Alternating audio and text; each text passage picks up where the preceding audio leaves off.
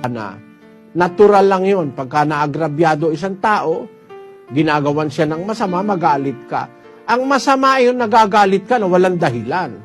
O kaya napupuot ka na walang dahilan. Bawal ni Kristo yun. Yung mapuot sa kanyang kapatid na walang kadahilanan, masama yun. Yun ang dapat nating maintindihan. Siguro, kaya mo nararamdaman yan, kapatid, baka ikaw ay masyado ng agrabyado, okay lang yun. Ihingi mo lang sa Diyos ng tulong na sana wag kang makaisip na gumawa ng masama. Kasi sabi ng Diyos, wag tayong gaganti ng masama sa masama. Bayaan natin yung ganti ng Diyos.